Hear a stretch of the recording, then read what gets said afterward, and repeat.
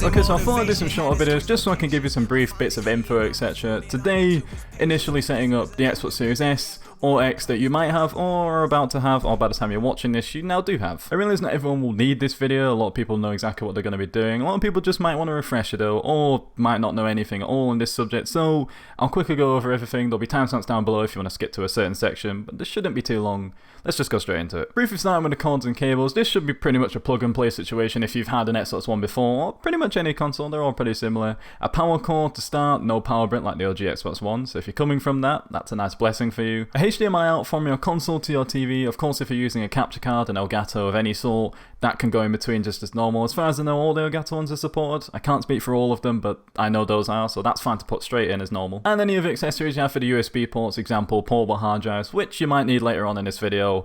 Any things like that. And as a heads up, the Series X's HDMI cable supports up to 4K 120Hz, also supports 8K if you're using that, whereas the Series S's HDMI cable only supports up to 4K at 60Hz, and everything else still below, so 1440p, 120, 1080p. It still supports everything below that, but 4K 120 is the thing it doesn't support. That's it. The Series S cable will do everything else though. Note, there is also no optical port or SPDIF port, if I've got that right. That's not included anymore, but most headsets that I know that use that, including the Astro headsets that I know, will still work via USB as long as they get a firmware update from the headset and the dock itself. They will still work just fine, exactly how you've normally used them. Also, if you are aiming for a specific resolution and refresh rate, make sure you are actually using the correct cable. I know any HDMI cable just seems to work, but if you want 4K at 120Hz, if you've got a display like that, the X's cable will be needed for that. The S's won't be even enough for that, so you'll have to go out and get yourself another one. It's named Ultra High Speed Cable. That is actually its name. Ultra High Speed HDMI Cable is its official name. If you're aiming for anything lower, the cable included will work, so just if you're unsure, just use the one included. Should work just fine. Now for the actual setup when you turn it on. Now there's two options here. There's obviously the standard method of just following all the TV prompts with your controller in hand, going through, let's say, the display settings, etc., language, location,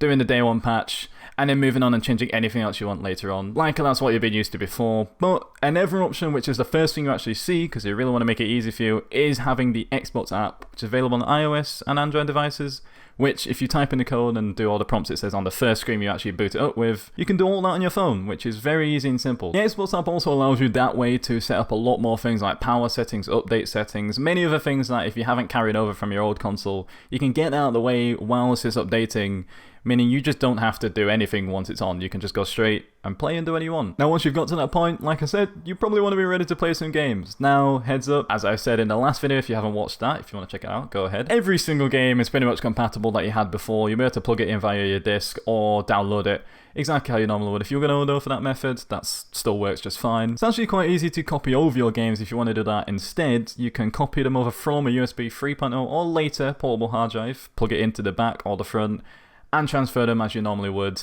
or even just play them off the USB drive if you want to do that. If you want the extra little speed benefits, you can put them on the SSD, but maybe you want to save that space for the new games you're about to get, the new next-gen games, but that's completely up to you. You can also do this via network transfer, which if you want to do it via your internet is not too bad at all. It's quicker than downloading them though. It essentially connects your old console to your new Series X or S and copies the game straight from one to the other one. Nice and simple. To allow it, just go to settings, system, backup and transfer, and then network setup is right there. Turn it on and allow it to be seen on your Xbox One. Go to your Series S or X, do the exact same there, and you should see your Xbox One pop up at that point. You can click it, see your entire library of games, select which ones you want, and copy them over. And that will take a little bit of time, and in fact, as I'm recording this now, I am doing that exact same process. Below me is my Series X, and it's doing the same thing. But it's nice, it's a nice little method, get all your games up and ready.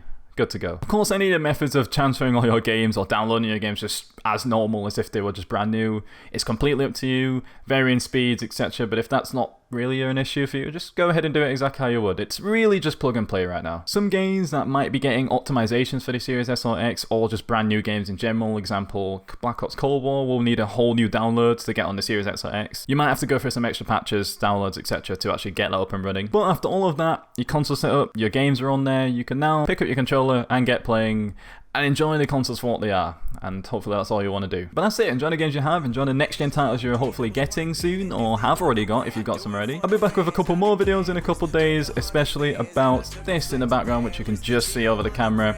Display that'll be perfect for the next gen gaming that you'll be doing. But yeah, I'll catch you all in the next one. See ya. Made 100 bands and I took a flight to Paris. Seen her on the gram, but you know I got my stand. if you're talking to me now, better mind your manners, better mind your manners, yeah, yeah.